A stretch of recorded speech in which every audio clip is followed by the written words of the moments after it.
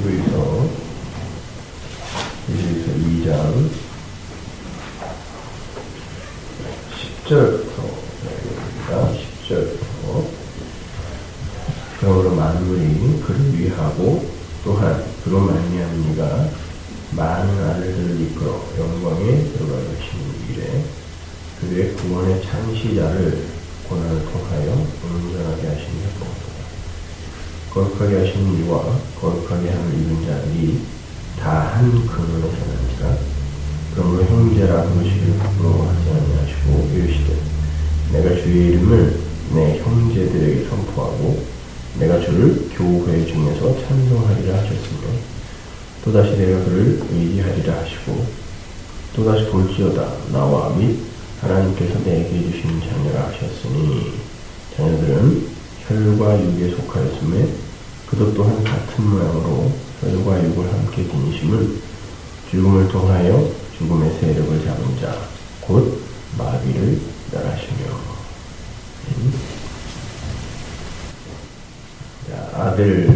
하나님의 아들이 구원의 창시자로 이렇게 묘사가 되고 있어요. 구원의 창시자라는 건 구원을 시작하시고 계획하시고 완료하신 분이라는 뜻이에요. 그분이 구원의 창시자인데 고난을 통하여 온전하게 하심이 합당하다.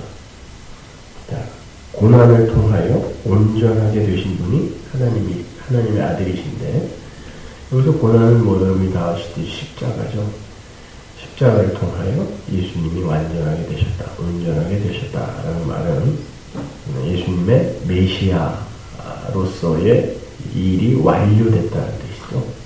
예수님이 그 전에는 불완전했는데 십자가 지심으로 완전해졌다는 게 아니라 예수님의 메시아 사역, 이 땅에 오셔서 예수님이 십자가를 지셔야 하나님의 백성들이 온전하게 완성이 되니까 그러니까 그 십자가를 지심으로 예수님의 메시아 사역이 완료되었다 이런 뜻이죠. 그러니까 구원은 예수님의 십자가에서 시작되어 십자가로 완료되는 거지 거기에 어떤 우리의 됨됨이나 행위가 보태지는 게 절대 아니란 말이죠. 그래서 거룩하게 하시는 이와 거룩하게 함을 입은 자들이 다 한 근원에서 났다라고 하는 거예요. 다 한 근원에서 났다라는 건 이제 다 하나님이 저주하고 미워하는 존재들이 이제 다 죽은 거예요. 다 죽어서 예수라는 머리 그 안에서 새로운 각자의 개별적 그 개체성을 상실하고 예수라는 머리에 붙어있는 예수, 작은 예수들, 그러니까 지체가 된다는 건 그냥 예수예요. 하나님은 예수로 우리를 여겨주신단 말이에요. 그래서 그냥 한 몸으로 예수로 구원받은 거지. 여러분이 이렇게 따로따로 서로의 그 각자의 됨됨이를 갖추어서 구원에 도달하는 게 아니란 말이에요. 여러분 요한복음 15장으로 가면요. 한번 가보세요. 15장 1절 여기 잘 아는 부분인데 15장 1절 나는 참 포도나무요 내 아버지는 농부라 그리고 내게 붙어있어 열매를 맺지 아니하는 가지는 아버지께서 그것을 제거해 버리시고 물에 열매를 맺는 가지는 더 열매를 맺게 하려 하여 그것을 깨끗하게 하시느니라. 너희는 내가 일러준 말로 이미 깨끗하여졌으니 내 안에 거하라. 나도 너희 안에 거하리라. 가지가 포도나무에 붙어있지 아니하면 스스로 열매를 맺을 수 없음 같이 너희도 내 안에 있지 아니하면 그러하리라. 보세요. 굉장히 중요한 부분인데 그냥 사람들이 구원받고 열매 맺지 않는 건 하나님이 잘라버린데 요렇게 그냥 이해하고 요거를 넘어가 버린단 말이에요. 2절 보시면 열매를 맺는 가지는 더 열매를 맺게 하려 하여 그것을 깨끗게 한다 그러죠. 응? 깨끗게 한다는 게 뭐냐면 거룩하게 만든다는 뜻이고 의롭게 만든다는 뜻이에요. 열매를 더 맺게 하려 하여. 근데 3절에 보면 너희는 말씀으로 이미 깨끗하여 졌다 그러죠 또. 그럼 깨끗하여 진 자들은 반드시 열매를 맺게 된다는 거죠. 그럼 열매가 뭐예요? 하나님이 우리에게 요구하시는 열매가 뭐예요, 여러분? 착한 일 많이 하는 거예요? 창세전 언약의 궁극적 목적이 뭐죠? 에베소서 1장에서 하나님의 찬송이 되게 하는 게 하나님의 궁극적 목적이에요. 우리가 하나님을 이분이 이런 분이구나라고 찬송하는 게 목적이잖아요. 그러니까 그게 하나님이 우리에게 요구하시는 열매예요. 하나님이 주님이시고 하나님이 하나님이시군요. 이걸 찬송하게 하는 게 열매라고요. 그래서 이미 깨끗하게 한 가지들은 그 열매를 반드시 맺게 되는데, 그런데 가지에서 잘라버리는 자들은 어떤 자들이겠어요? 잘 생각해 보세요. 열매를 못 맺는 건 잘라버린다 그러는데, 하나님의 은혜가 아니면 저는 도저히 존재할 수 없는 자네요라는 이 열매가 맺혀지지 않는 자들이 뭐예요? 성화주의죠. 그게요.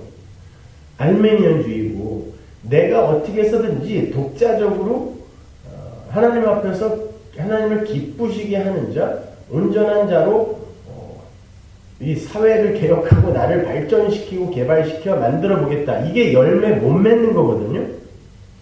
그러면 보세요. 예수라는 머리에 이 지체가 되어서 붙어있는 교회가 머리가 주는 에너지와 생명력으로 살아야 되는 거예요. 그게 이제 절대 의존적 존재라는 거거든요. 그런데 이 지체들이 독립적으로 자기의 존재성이나 주체성 그리고 자율성을 발휘하여 각자 성숙되어지고 변화되어지겠다라고 할 때 이게 가지에서 그러니까 나무에서 떨어진 가지가 되는 거예요.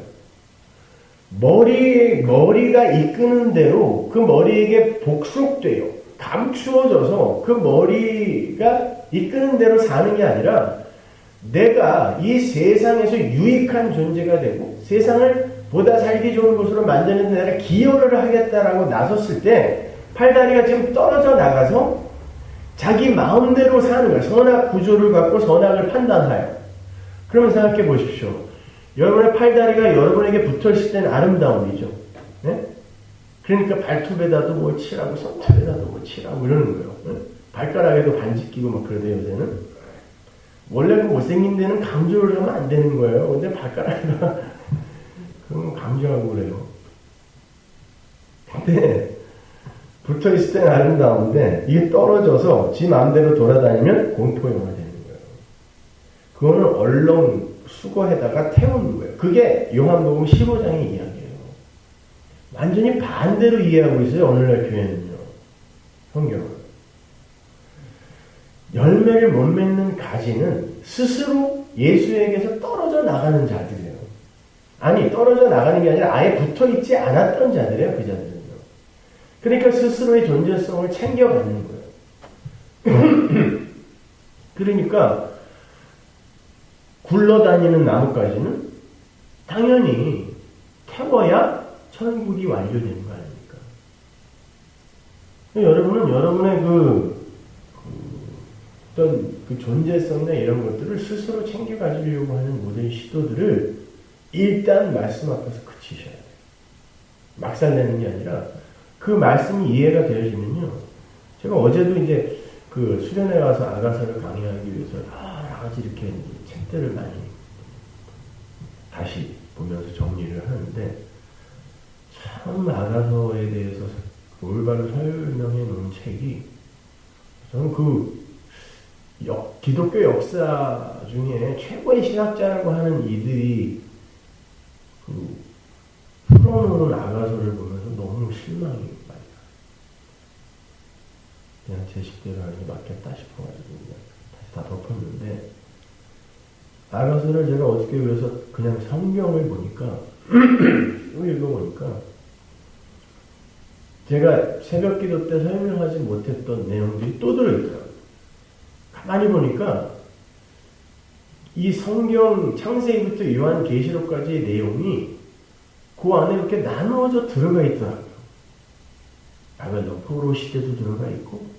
근데 말씀드리고 싶은 건 맨 마지막이 찬송으로 끝나더라고요. 찬송. 신부가 막 나갔다가 들어왔다가 근데도 신랑이 800에 해주고 막 이러잖아요. 이게 이스라엘의 역사예요. 가만히 보니까.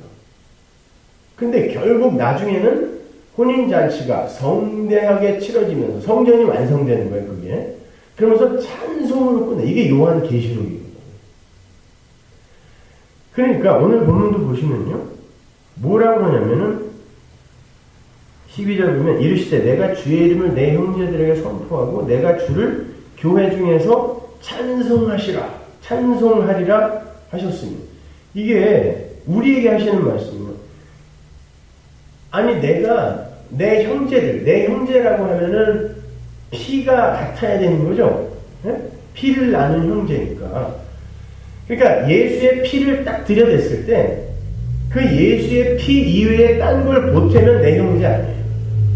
근데 예수의 피를 갖다가 딱 들이댔을 때 그 피로 모이는 자가 형제인 거죠. 그때 예수의 피로 형제된 자들이 할 게 뭐가 있어요? 그 예수의 피를 찬송하는 거예요. 그러니까 시편도 전부 탄식으로 시작했다가 찬송으로 끝나는 거고 욥기도 마찬가지예요. 그렇게 그냥 자기가 얼마나 괜찮은 존재인지를 드러내기 위해 제사도 지내고 뭐 음욕도 갖지 않고 재물에도 관심도 없고 그래가지고 많은 재산도 얻고 하나님으로부터 칭찬도 받는다고 알았던 욥이 나중에 보니까 그걸 다 뺏어먹고 나니까 자기가 진짜 하나님을 사랑하는 게 아니라 하나님께 악압되고 있더라는 거예요. 그 창조주에게. 그럼 그동안에 나는 뭐냐? 그때 하나님께서 너 지혜 있어? 너 능력 있어? 그랬더니 아니요. 그럼 너 네 지혜도 없고 능력도 없는데 네 안에는 네가 의인이 될 수 있는 원소나 재료가 전혀 없는데 너는 어떻게 의인이 됐다고 생각하니? 물으시는 거예요. 모르겠는데. 내 지혜 그리고 내 능력 이게 창조의 능력 아니냐. 이게 욥기 35장인가 34장부터 쭉 설명되는 창조의 이야기잖아요. 그러니까 욥이 그러는 거예요. 제가 잘못 알고 있었네요. 요거 그러면 그때부터는 욥이 자기의 모든 종교 행위와 됨됨이를 이제 삭제당하는 거예요. 이제 지나가는 사람을 보고 음욕도 품지도 않았고 재물에 무슨 뭐 관심도 없었으며 이런 게 자기에게 큰 점수가 되는 줄 알았는데 하나님은 그걸 본 게 아니라 예수의 피로 은혜로 나를 의인 삼은 거구나 알게 됐을 때 그가 어떻게 되겠어요? 하나님을 찬송하는 자가 되는 거예요. 그거지. 욥처럼 잘 이 세상에서 종교행위 열심히 하고 건전하고 착하게 잘 살아내면 하나님이 몇 배로 갚아주신다 이런 이야기 아니란 말입니다. 성경 전체는 다 하나님을 찬송하는 거예요. 그러면 그런 자들, 하나님을 찬송하는 자, 하나님만 찬송하는 자로 지어져가는 그들의 인생에 어떤 증상과 현상이 나타날까? 그가 아무것도 아닌, 그러니까 죽었음, 나는 죽은 자임이라는 그러한 체감을 할 수 있는 사건들과 정황들이 만들어지는 거야. 그거는 굉장히 사활을 걸 만큼 중요한 거란 말이에요. 그래서 하나님이 하나님의 백성들만 마귀가 공격하게 놔두십니다. 여러분, 그 귀신 들렸던 어떤 사람에게 사도행전을 보면 개뿔도 예수도 모르는 애들이 가갖고 막 귀신을 쫓아내라 했더니 귀신이 뭐라 그래요? 나는 바울도 알고 예수도 아는데 니들은 뭐냐? 그러죠? 그 말은 귀신이 하나님의 백성들만 알아본다는 뜻이에요. 그러니까 나는 예수도 알고 바울도 알고 해수도 알고 볼미도 알고 이런 거예요. 그러니까 아는 거예요, 귀신이. 그러면 귀신이 아는 그 자들은 귀신이 어떻게 한다고요? 공격을 한단 말이에요. 마귀가. 근데 그걸 누가 시킨 거예요? 하나님이 시킨 거예요. 그게 욥기예요. 하나님이 귀신을 시켜서 욥에게서 어떤 말을 끌어내냐면 하나님 저 아무것도 아니네요. 죄송합니다. 제 행위는 그냥 하나님 앞에서 쓰레기네요. 이렇게 그 고백을 끌어내는 거예요. 그 공격, 그게 마귀의 공격이지. 여러분의 비즈니스를 막 안 되게 만들고 뭐 병이 나게 하고 그거 아니란다. 아니 시편 73편을 읽어봤잖아요. 하나님을 알지 못하는 그런 자들은요 더 잘 살고 눈알이 튀어나올 만큼 아주 훌륭하게 살아요.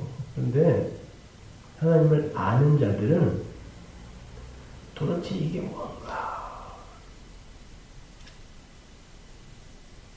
내가 도대체 이게 하나님의 백성이 이렇게 사는 게 맞는가? 왜 나를 세상에서 좀 이렇게 뻗대 있는 사람으로 안 만들어 주실까? 이런 고민들을 하게 만드세요. 제가 최근에 어떤 분이 이제 교회를 안 나온다 그래갖고 저는 누가 이렇게 뭐 나를 떠나겠다 무슨 뭐 이제 그만하자 그러면 저는 뒤도 안 돌아보는 스타일이에요. 그래서 누가 뭐 교회를 나가고 해도 저는 목회자로서 그러면 안 되지만 전화 통화 안 합니다. 그냥 하나님께서 알아서 다 그리고 어른이니까 생각을 뭐 깊이 해서 내린 결정인데 내가 그 결정에 뭔가 그걸 다시 흔들려고 하는 게 굉장히 난 무례하다고 생각해. 그런데 생전 그렇게 뭐 하여튼 모든 면에 있어서 그랬어요. 그런데 제가 그 집 앞에 가서 이렇게 기다리는 거 아세요? 그런데 집 앞에 가서 기다리는데 제가 거기 왔다는 그 소식을 듣고 집에 안 들어왔어요. 새벽까지. 그래갖고 제가 수요일날 새벽기도를 못한 게 새벽까지 거기서 기다리다가 결국은 못 만나고 근데 제가 거기 서 있으면서 상당히 기분이 좋았어요. 야, 너 어떻게 이렇게 됐냐? 너 이런 사람 아니었잖아. 그런데 거기에서 퍼뜩 든 생각이 나는 없는 건데 뭐 나는 십자가에서 삭제되고 죽었다면서 근데 내가 여기서 내 자존심을 챙기게 되면 나는 산 거잖아 라는 생각이 들더라고. 근데 그 밤에 그 새벽에 어차피 뭐 잠도 못 자고 여기서 그냥 서 있지 않고 있는데 너무 제가 이게 대견스러운 거죠. 정말 말씀 속에서 많이 죽었구나라는 생각이 들어요. 여러분 그런 것들이 마귀의 공격이요. 절대 하나님의 백성들에게 해가 되지 않아요. 모든 것이 합력되어 선을 이룬다는 건 그런 데 쓰이는 말씀이에요. 여러분은 이 세상 속에서 어떤 사건과 정황과 그 현실을 겪으면서도 다 하나님이 원하시는 방향으로 끌려가게 돼요. 그게 당시에는 막 몸에다가 죽고 싶고 막 자존심 상해서 막 어쩔 줄을 모르겠고 아니 내가 뭘 잘못했다고 나는 오히려 내가 당했는데 내가 사과를 받아야 되는데 이 상황에서 내가 오히려 죽어 들어가서 거기에서 나는 죽었다라는 그 진리 안에서의 깨달음이 주어지니까 거기서 그렇게 죽어있는 내가 내가 이겼네라는 생각이 들어요. 그게 이기는 거예요. 내가 진짜 죽으니까 진짜 승리가 뭔지를 알게 돼요. 그게 십자가였어요. 예수의 십자가.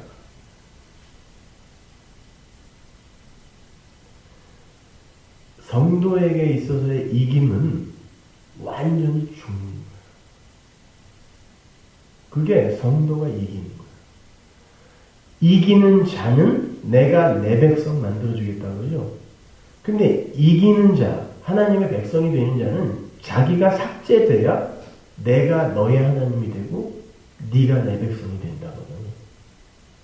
그런데 우리의 인생 속에서 어떤 일이 일어나겠어요? 내가 죽기 위해서. 근데 그렇게 이기고 나니까 그냥 측은하고 불쌍해 보여요. 나의 대척점에 서 있는 이들이 측은하고 불쌍해 보여요. 우리는 말씀 속에서 바로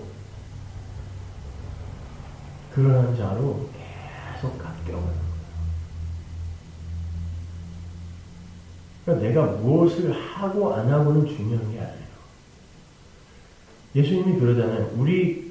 니들 왜 손 안 씻고 밥 먹어? 그랬을 때 예수님이 밖에서 들어오는 게 절대로 사람을 더럽게 못한다 그래요. 그 말은 무슨 말이냐면 인간들이 밖에서 외모라 그래요. 그거를 외모로 보여지는 어떤 행위로 깨끗하고 부정해지지 않는다는 뜻이에요. 뭐라고 그러시면 그게 마음을 어떻게 못 만들기 때문에 그런다. 마음 안으로 못 들어간다 그래요. 인간들의 행위가. 그러니까 정결, 왜 손 안 씻어? 이게 정결이잖아. 이게 우리가 수요일날 공부한 마음이 청결한 자. 내가 수요일날 시간이 없어서 다 설명을 못한 건데 마음이 청결한 자. 그게 청결이거든요. 근데 그건 어떤 행위로도 안 되는 거예요. 그러면서 뭐라고 하시냐면 그 마음 속에서 나오는 게 니들을 더럽게 하는 거라 그러죠. 예레미야 17장에 그러잖아요. 만물 중에 최고로 더러운 게 마음이다. 그러니까 그 마음에서 나오는 게 뭐냐면 아주 더러운 것들만 막 나오는 거예요. 그런데 새 언약에서 뭐라고 그러냐면 내가 그 마음 바꿔줄게가 새 언약이잖아요. 그러면 예수님이 마음을 바꿔준 거예요. 더러운 그 마음을 그냥 바꿔준 거예요. 그렇기 때문에 그 마음이 바뀌어. 하나님은 마음을 본다 그러잖아요. 요한계시록에서도 우리가 찾아봤고 이사야서도 찾아봤고 그러잖아요. 수요일을. 그죠? 나는 마음을 감찰하는 자라 그러잖아요. 그런데 하나님이 마음을 새 걸로 바꿔준 이상 여러분의 외모에서 나타나는 그 어떤 것도 하나님이 안 본다는 뜻이에요. 그렇다고 해서 우리가 막 살 수 있다는 뜻이 아니라 이제는 그 신랑이 나를 어떻게 사랑해 주시는지 알기 때문에 그러니까 그 이후부터는 신부가 신랑이 들어오면은 어떻게 해서든지 이쁘게 하고 있으려고 그러잖아요. 신랑이 진짜 사랑스러우면. 그래서 여러분 집에 들어가서 여러분 아내가 여러분을 사랑하는지 안 사랑하는지 볼 수 있는 아주 척도가 있는데 이 왼수가 그냥 고쟁이 같은 거 입고 세수도 안 하고 있으면 그 여러분 안 사랑하는 거예요.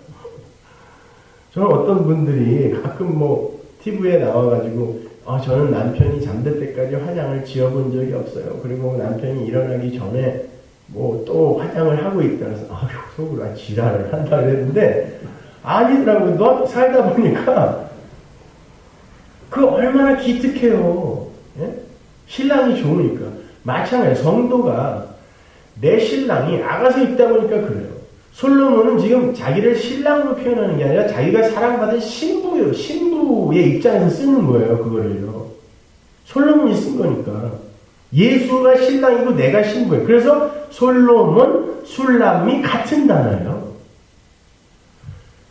그 신랑이 나를 그렇게 사랑해 주는 걸 아니까 어떻게 해서든지 좀 내가 갖고 있는 이 자원을 동원해서라도 그냥 이렇게 이뻐 보이려고 하는 그거. 근데 거기서 선행되어야 되는 게 내 신랑이 나를 얼마나 사랑하셨는가. 이게 찬송이잖아요. 그걸 먼저 해야 된다는 뜻이에요. 근데 오늘날 개혁주의 성화론이라는 건 예수의 은혜를 설명하는 사람은 별로 없고 깨끗하게 잘 살자, 사회에 참여하자, 교회를 투명하게 운영하자 이거에 목숨을 걸고 있는 거죠. 그걸 하지 말자는 게 아니라 하란 말이에요. 하는데 그 은혜 안으로 먼저 들어가야 되는 거예요. 근데 그것들을 못하는 거예요. 여러분, 여러분이 무슨 짓을 해도 이제는 검사가 여러분을 기소 못해요. 왜냐면 그 율법에 대하여, 세상에 대하여 여러분이 죽었단 말이에요. 검사가 일을 수사하다가 그 수사를 종결지은 건 에서 뛰어내린 직후의 종결이에요. 종결. 시체는 기소가 안 돼요. 그런데 왜 여러분이 스스로를 자꾸 하나님 앞에서 기소하냐 말이에요. 예수님이 자꾸 율법이 여러분을 기소하고 여러분을 수사하고 들어오니까 여러분을 껴안고 불가리에서 뛰어내려 죽었다니까요. 그냥. 그래서 여러분은 죽었어요. 예수와 함께 십자가에 못 박혔다. 끝. 그럼 이제 무엇으로도 기소가 안 된다고요. 그리고 살았어요. 살았는데 어떻게 살았냐면 예수를 머리로 한 예수로 살아버렸어요. 근데 예수는 마귀가 기소를 못하는 존재예요. 그래서 여러분은 이 옛 몸의 껍데기는 입고 있지만 이건 이미 죽은 거기 때문에 얘가 행하는 그 어떤 것으로도 하나님 앞에서 참소가 불가능해요. 그걸 알게 됐을 때 우리가 어떻게 그 하나님을 찬송 안 하겠습니까? 그거 알아먹으라고 하나님이 우리를 이 세상에 보낸 거예요. 딴 거 없어요. 여러분은 머리에 붙어있는 분이니까요. 머리에 붙어있는 분. 개별적으로 여러분의 존재 하나님이 안 봐요. 그냥 예수만 보세요. 예수만 하나님이. 근데 그 자유를 아는 이들은 정말 그 신랑에게 잘 보이고 싶은 마음으로 고민하면서 인생을 살게 되어 있는 거예요. 근데 그게 선행되지 않으면 아무리 뭐 민족과 조국을 위하여 이 한 목숨 바치리라 천만에 제가 그 학생운동하다 제가 감옥 갔을 때 그 서울구치소 동기 중에 하나 지금 탤런트 하는 놈이 하나 있는데 저랑 동갑이에요. 그래갖고 거기서 되게 친하게 지냈어요. 옛날에 그 광주 미문화하고 불질르려고 했던 그 놈이. 근데 그때는 삐쩍 말라가지고 눈에 딱 도끼가 서여 있는데 각자 이제 정치범들은 독방에 갇히거든요. 그 독방에 있다가 운동하는 시간에만 만나요. 잠깐. 근데 운동하는 시간에는 그 방은 독방을 주지만 운동하는 시간에는 다 뭐 조폭, 뭐 사기꾼, 강간범 다 같이 운동을 해야 돼요. 그러면 와갖고 뭐 야 담배 한 까치 10만 원에 사 이런 놈들도 있고요. 그 별의별 애들이 다 있어요. 그런데 얼마나 얘가 무서워, 얘는 건드리면 그냥 죽일지도 모르겠다라는 생각이 들 만큼 표독스러워. 그러니까 그런 조폭들도 못 건드렸어요. 얘를. 그러다가 한번 그냥 뒤지게 어떤 또라이 같은 애한테 맞아가지고 제가 그걸 말려주고 구해줬거든요. 그래갖고 되게 친해졌어요. 둘이. 그러니까 자기는 이렇게 죽을 목숨까지 걸어서 조국과 민족의 그 민주화를 위해서 사제폭탄 만들어서 막 미문하고 막 불태우려고 했던 그런 애라고요. 그때가 뭐 24, 5, 요때니까. 그리고 얘가 신학교 다니고 있었어요, 그때. 신학생이었고, 저를 막 전도하려고. 나도 예수 믿는 사람인데, 예수는 말이야. 그러니까 해방신학, 민중신학에 아주 푹 빠져가지고,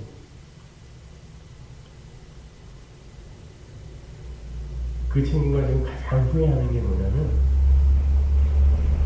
자기는 원래 그런 사람이 아니었는데, 이 사회에 대한, 왜냐면 너무 가난했고, 아버지한테 맨날 축덩 두들겨 맞고 이랬기 때문에, 이 반발심이 그냥 그렇게 폭력적으로 어딘가로 이렇게 분출이 돼야 되는데 그걸 그냥 데모를 하면서 자기 의를 챙기려고 했던 거예요. 그러니까 나중에는요, 하나님도 버리고 예수도 안 믿어요. 걔는 하나님 놈이라고 해요. 개독교라는 말을 난 걔 입에서 처음 들어봤어요. 얘. 신학생인데요. 자기 의를 챙기려고 하는 사람들은 목숨 버릴 수 있어요. 사회의 무슨 정화, 개혁을 위해서 목숨 버릴 수 있어요. 그런데 그건 결국 자기 의 챙기기예요.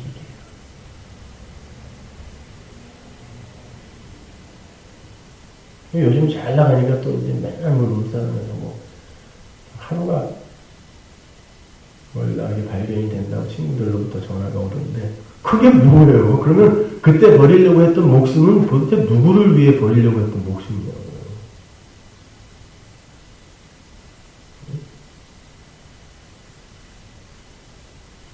무슨 조강지처 클럽인가 무슨 악당 같은 남편으로 나오고 삐쩍 말린 놈 하나 있잖아.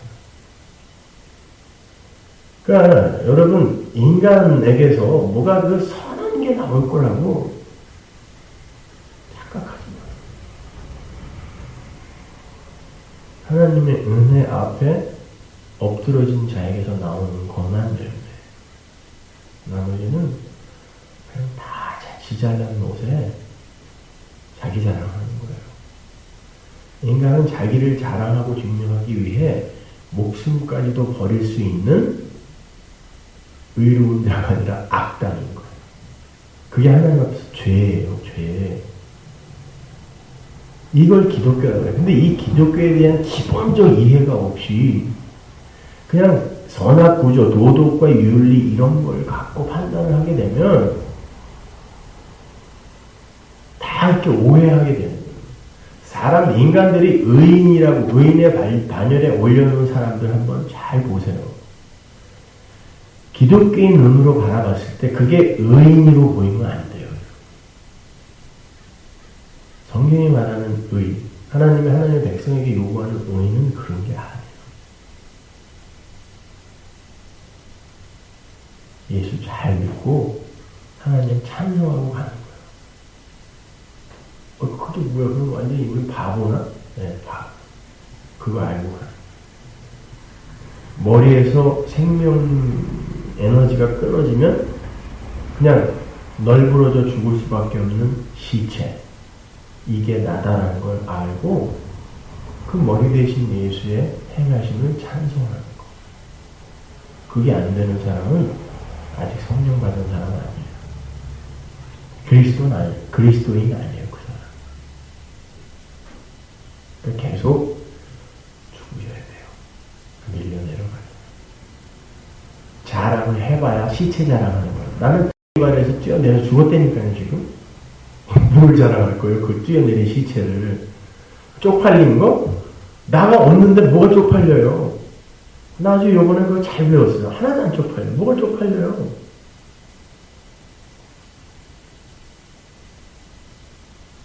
나는 없는 거예요. 삭제된 거예요.